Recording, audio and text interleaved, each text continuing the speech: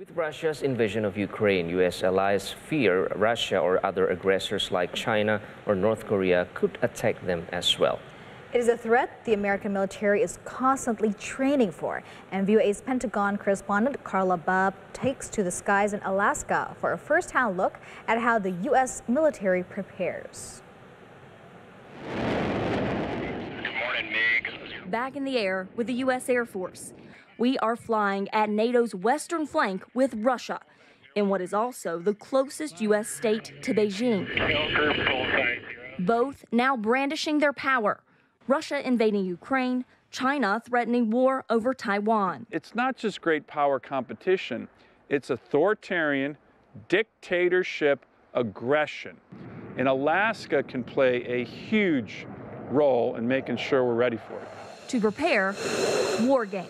Eielson Air Force Base hosts multiple Red Flag Alaska exercises each year, training thousands of U.S. forces, along with allies from across the globe. So to this flag, we have Canada and we have the United Kingdom. This year, we're incorporating Singapore, and we'll bring in New Zealand and Australia. Once here, trainees face a fierce team known as the 18th Aggressor Squadron.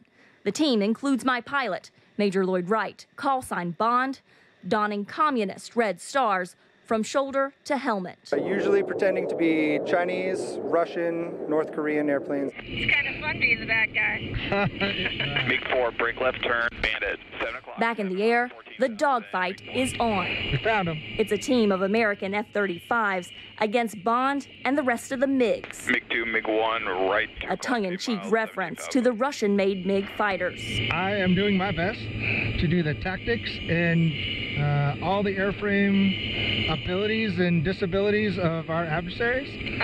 And we're going to try and bomb the F-35's defended asset list. You want to pull some G's?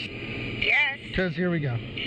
Alaska is more than double the size of Texas, with a population only about the size of Washington, D.C. So pilots have most of this last frontier airspace all to themselves. Yeah, so during Red Flag, we'll fly down these river valleys. They'll fly down these river valleys. And so it's really fun to try and find them. It's like the most expensive game of hide and seek laser tag you've ever heard of. Bingo. Bingo. The weapons in Red Flag are not real. Staff, flare. But the responses mimic real combat. Musket 2, copy kill. Big 4, copy kill. We're dead. Oh, they got us? We just turned into a big ball of flame. We just died. Red Flag planner Lieutenant Colonel Greg Hunger says the training gives the U.S. and allies a chance to identify their vulnerabilities. So the problems they occur, usually we see week 1 get fixed in week 2, so that if they went to combat week 3, those things are all resolved.